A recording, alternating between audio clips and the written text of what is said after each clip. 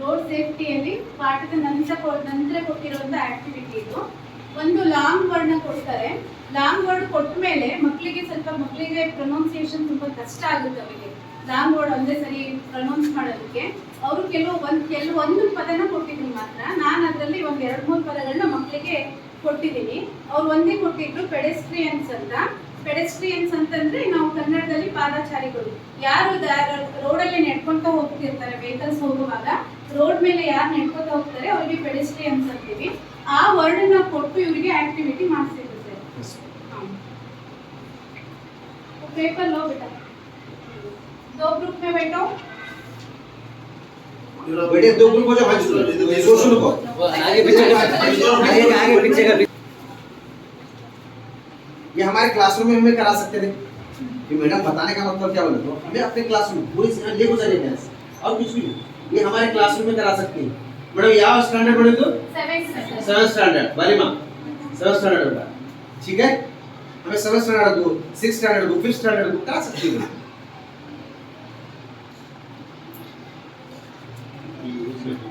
इसमें क्या करना, तुम्हें क्या करना बच्चे, ये क्या है वर्ड पढ़ो, ये read this word. You just make a 3-letter word and 4-letter word and 5-letter word from these letters, only using these letters, okay? दूसरे लेटर्स कौन से यूज नहीं करना, खाली इसमें कौन से लेटर्स है वो यूज करके 3 लेटर का वर्ड्स भी बनाना, 4 लेटर का वर्ड्स भी, 5 लेटर का वर्ड्स भी. कौन से ग्रुप ज्यादा बनाते उन्होंने विन हुआ. जल्दी बनाओ, ओनली 5 मिनट्स. पेपर दो, 2 ग्रुप के लिए headline 3 letters, 4 letters, 5 letters continuously बनाते हैं. तो इंस्ट्रक्शन दिया ना, टीचर के इंस्ट्रक्शन हो जाता है. हमारे टीचर ने ये इंस्ट्रक्शन बताया ना, एक बार वो 2 बार हमारा इंस्ट्रक्शन डिपेंड करता है. फिर क्या उनके तो मापने से वाले कितना मापना.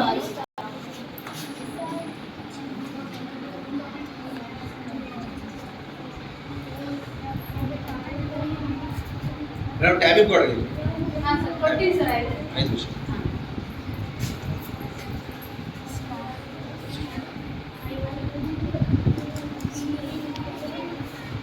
टाइम 3 मिनट बेटे, 3 मिनट पूरे निमिष 3 मिनट बेटे.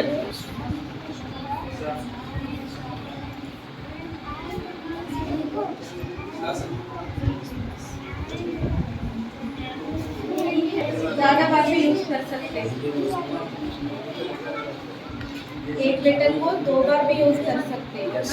There is no restriction. अब बेटे अभी उल्टी कितनी शुरू मेरे कार्ड भी दो.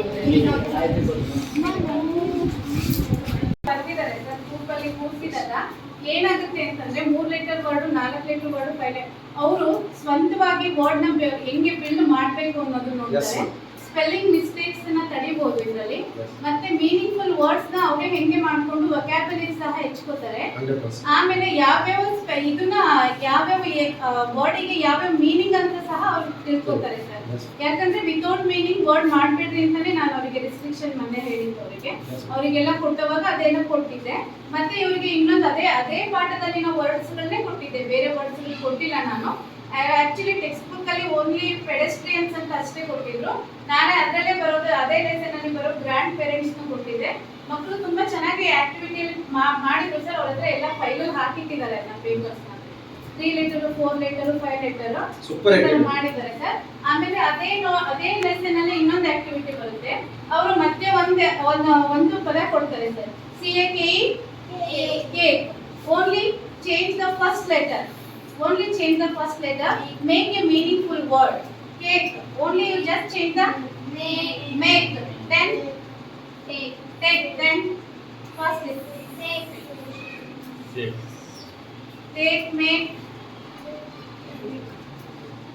केक को क्या करते हैं हमें? बेक करते. बेक. नेक्स्ट. ಇದು ಅವರು ಒಂದೇ ಕೊಟ್ಟಿದ್ರು ಸರ್ ಅವರ ಆಕ್ಟಿವಿಟಿ. ನಾನು ಒಂದು 4 ಮಾಡಿಸಿದ್ದೀನಿ. ಆಮೇಲೆ ಇವರಿಗೆ ಕನ್ನಡದಲ್ಲಿ ಒಂದು ಟಫ್ ಆಗ್ತಿತ್ತು ಸರ್. ಒಂದೇ ಆಕ್ಟಿವಿಟಿ ಸರ್. ಒಂದೇ ಟೀಚರ್ ಸರ್. ಆಕಾರದಲ್ಲಿ ಸ ಮತ್ತೆ ಶಾಕಾರದಲ್ಲಿ ದೋಷ. ಅವರಿಗೆ ಹ ಅನ್ನುವಾಗ ಅಮ್ಮ ಅನ್ನುವಾಗ ಹಕ್ಕಿ ಅನ್ನುವಾಗ ಅಕ್ಕಿ ಅಂತ ಕೆಲವೊಬ್ರು ಹೇಳ್ತಾರೆ, ಅಕ್ಕಿ ಹಾಡು ಅನ್ನೋದಕ್ಕೆ ಆಡು ಅಂತ ಕೆಲವೊಬ್ರು ಹೇಳ್ತಾರೆ. ಅವ್ರಿಗಂತ ಮಾಡಿರುತ್ತೆ ಸರ್, ಇದು ಸಿಂಪಲ್ ವರ್ಡ್ಸ್. ಅವ್ರು ಇದನ್ನ ತಗೊಂಡಾಗ ಇದು ವರ್ಡ್ ಕರೆಕ್ಟಾ ಅಥವಾ ಈ ವರ್ಡ್ ಕರೆಕ್ಟಾ ಅವರೇ ಮಾಡ್ತಾರೆ ಸರ್ ಆಕ್ಟಿವಿಟಿನ. ಇದಕ್ಕೆ ಈ ಪಕ್ಕದಲ್ಲಿ ಇರೋದಕ್ಕೆ ಒಂದೊಂದ್ಸರಿ ಏನಾಗುತ್ತೆ, ನಾವು ಎರಡಕ್ಕೂ ಅರ್ಥ ಕೊಂಡ್ಕೋತೀವಿ ಸರ್. ಹೇರು ಅಂತಂದಾಗ, ಹೇರು ಅಂದ್ರೆ ಯಾವುದೇ ಸಾಮಾನ್ಯಗಳನ್ನ ಒಂದ್ ಸ್ಥಳದಿಂದ ಇನ್ನೊಂದಕ್ಕೆ ಹಾಕೋದು. ಏರು ಅಂದ್ರೆ ಪರ್ವತಕ್ಕೆ ಏರೋದು, ಏರೋದು ಅಂತ ಸರ್. ಹಿಂಗೆ ಒಂದೊಂದ್ಸರಿ ಏನಾಗುತ್ತೆ, ಎರಡೂ ಅಕ್ಷರಗಳನ್ನ ಸೇರಿಸಿದಾಗ ಅರ್ಥ ಬರುತ್ತೆ.